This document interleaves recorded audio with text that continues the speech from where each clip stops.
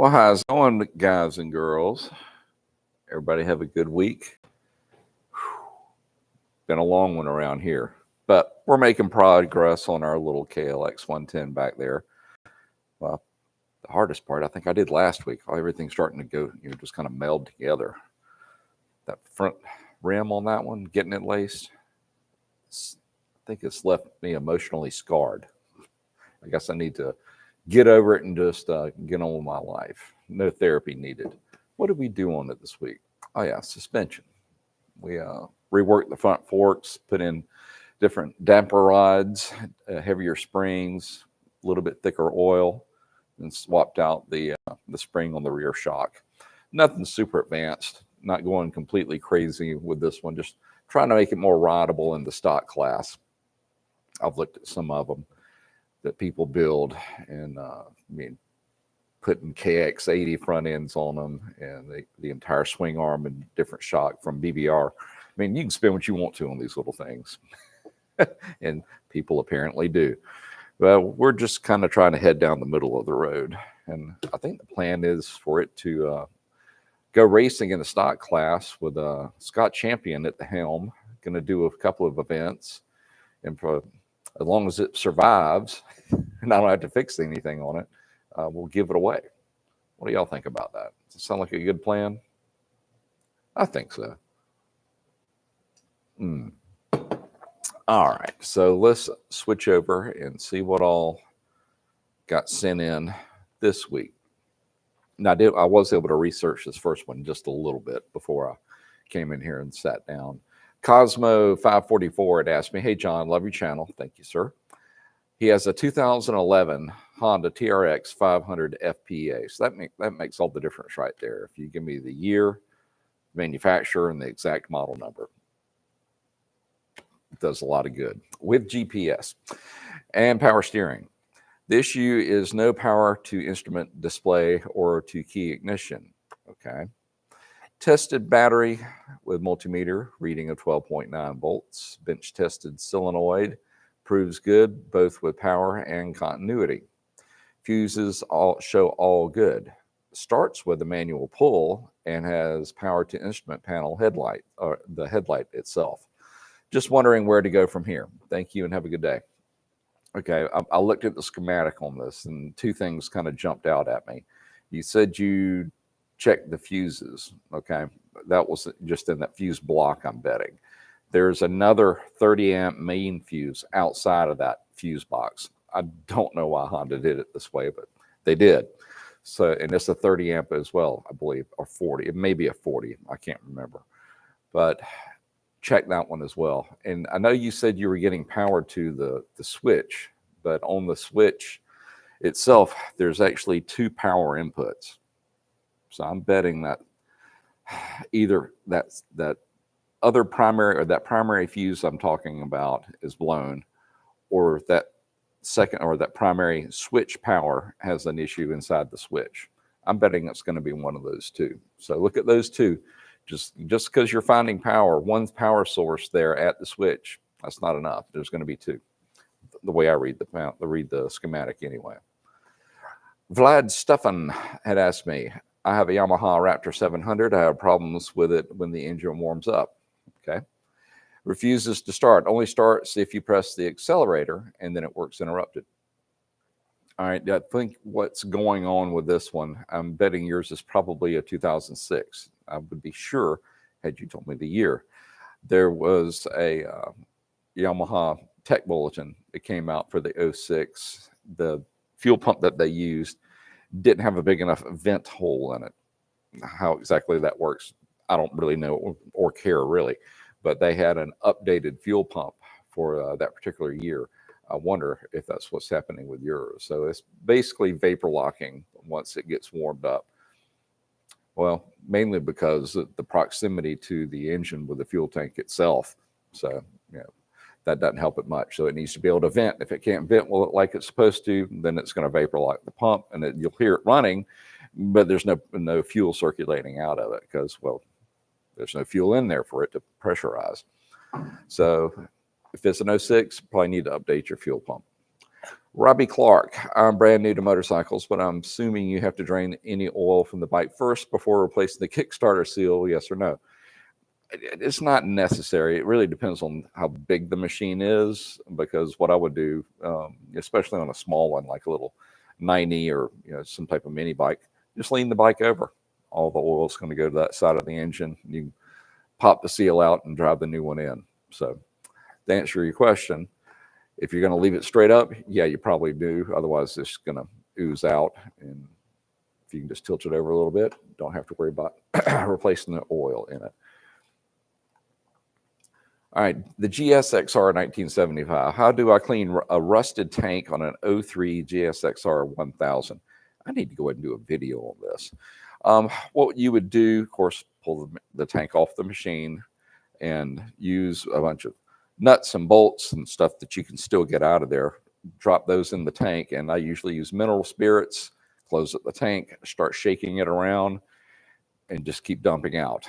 Fill it back up, dump it out. Just make sure you get all those nuts and bolts out of there when you're finished up. Depending on the severity of the rust, you may need to recoat the inside. I'm not a fan of that. I can't even remember the name of the company, but they've got a cleaning kit, but they have this like a sealant. It's white. When that works good for about a year, then the white stuff starts flaking up and clogging up your fuel system. POR makes POR 15 makes a great tank sealer, so you may want to look into that. I've seen this question before. Robzilla Garage, how do you get 200 horsepower out of an older superbike, say a 2004 and up, 1000 cc? You can do the regular plan of attack. Well, you could go turbo if you wanted to, but if you want to stay normally aspirated, well, then you go with maybe a little bit higher compression pistons, different cam profiles, and of course, different exhaust, different intake. A lot of those machines, and you're talking about the early 2000s, for their time period, they were pretty badass, and they were stretched out fairly far. So I would be hesitant to really modify much more, because let's face it, unless you're racing these things, a dead stock 2001 R1 is still a very potent machine. Now, can it keep up with a 2022? Probably not. But how many people can really ride them that hard? But to answer your question, pistons, different cams, more fuel, better exhaust. Solves all problems. Take 2 aspirin and call me in the morning. You can tell I'm tired, can't you? Believe me, I'm not bored. I'm just worn down. Whew. Too many projects here and too many projects at home at the same time. And I ain't no spring chicken. That's just all there is to it. Kenneth B. Yamaha 700 Grizzly went dead on a ride. Changed battery and all the fuses. The display has only backlight comes on. No power to rear. Will turn over but will not start. Change solenoid, help. Now, if you're telling me that you're just out riding your machine and it's just bam, it just stops, and you've changed all the fuses and the batteries and the battery itself, then I'm going to start leading toward a catastrophic failure on the wiring harness side. For what you're describing as systemic, and it's pretty much separating the front of the machine from the back of the machine. So maybe a wire has gotten hot, started to corrode, it has a small cut in it, but I think this is going to come down to a harness issue on your machine. Just my initial thoughts. And Kenneth, if I'm right, drop us a line at on our email, and Hank, if you would drop that in the chat, so people can send me messages directly, with the information that I'm requesting, like in this case. Lucky Collins, I happen to be having a leak from my clutch lever on my 2007 CBR 1000RR, and I believe it may be because of a worn out boot. Does the boot have anything to do besides acting as a dust cover? Well, that's what it's supposed to be doing. It shouldn't be keeping in the fluid. That's the job of the seals inside on the piston itself. So that tells me that indeed some dirt has gotten in there, and or it's worn down, then it's time for a rebuild kit. Now, Honda's really good, in particular, of selling rebuild kits for just about every single machine, within reason. It'll have the piston and the seals and I mean, everything you're going to need to pull that one out and get the new stuff put in there. And as long as the actual cylinder bore that the seals are riding in isn't pitted or scarred up, you'll be good to go. But it sounds like you definitely need to go ahead and do a rebuild kit on it. But to answer your question, does the boot do anything besides acting as a dust cover? No. That is its sole purpose in life. All right, that catches me up for last week. Let's see what we've got for this week. All right, not your average guy says, I always like listening in, John. It's a good way to gain knowledge and to talk with other motorheads. Keep it up. Well, thank you, sir. I enjoy doing it, although I'm a little bit off my game because I'm just a little bit worn out. But hey, I do enjoy doing this stuff, and thanks for joining us.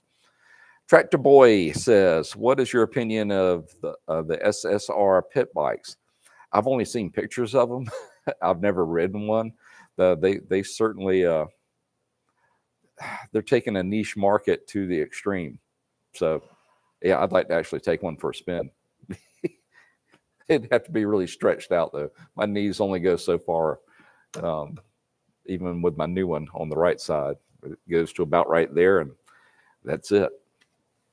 But, yes, I'd love to take one for a spin, so I really can't give an opinion on them other than I think they look cool, and they seem to be quality machines. Ricky Resendez says, hello, John. Nice seeing you again. Ricky, good to see you. And thanks for joining us. Bradley Owens. How's it going, Bradley? How's it going, John? I've got a Rancher 350 tackling the gear position switch this evening. I love the Honda engineers that made this switch internal. Isn't that an insane design? Should have been a simpler exterior design. I agree. I haven't done one in a long time, and I've probably forgotten it because, well, it left me scarred. Yeah, that is. There had to have been a better way to show which gear it is, other than to have this little wiping blade that just gets notched one way or another as you shift gears. That's just asking for failure. So, whatever. Sean Miner asks, I have a 2015 RZR 900 with a 3-inch 900S conversion. Okay. For some reason, my half shafts have severe angle. How do I correct this? All right. Well, if you've done the conversion with the control arms, the longer axles, it shouldn't. It's the same frame. You shouldn't have had to do anything else. I don't believe that the hubs are any different. It's just those 3 pieces, your lower and your upper control arms, and then your axle. So I don't understand why that would be happening. I've never done a conversion before on a 900, but I'm certainly a big fan of the 900S. We still have that 2015 here. They've asked me to sell it like 3 times, and I just haven't done it yet. But look it up and do a search for just the hub itself, and make sure that it's if you bring up the hub, it's going to show on the Partzilla site. It'll show you the different models that it's used on, and it should cross reference over to both machines.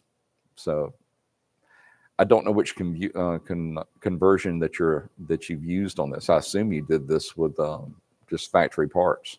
If that's not the case, tell us, and I'll be glad to look into it a little bit more, or tell me which conversion kit you did do, if there is a kit out there, and not just build your own. Low end gamer asks, hey John, I have a 1985 Goldwing 1200 Limited. It's fuel injected, and at quarter throttle, it kind of spits and stumbles, but full throttle, it's okay, barely on it too, kind of acting rich, almost. Any thoughts? I'm thinking back to the 85s that I'd seen. I thought that thing was carbureted. You sure about this? I mean, I'm not doubting you. You've got the machine in front of you. But that being said, if it is fuel injected and it's acting funny at a low throttle, I would lean toward what the throttle position sensor is telling the ECU. If it has one, 85 is really early for us to be in fuel injected land for Honda. They were still relying heavily on carburation. But if she's fuel injected, and then I would lean toward wondering where the throttle, if the throttle position sensor is calibrated accurately. That'd be the first place I would look. All right, guys, it's only 3:15. Y'all gonna let me go home? It looks like it, because Hank's telling me done, no more questions. Well, with the weather being like it is outside, hopefully everybody is out there playing and not having to work on anything. Well, Low End Gamer, I will take a peek at the 85 manual and give you more informed answer next Friday at 3. That sound like a deal? So Hank, make a note of that one, because I want to dig a little deeper into it. Well, all right, guys, looks like you're going to let this old tired man go home early. So all I can say is thanks for coming out and spending a little time with us. Everybody have a great weekend, a great week next week, and God willing, at 3 o'clock, we will see you again. Y'all take care.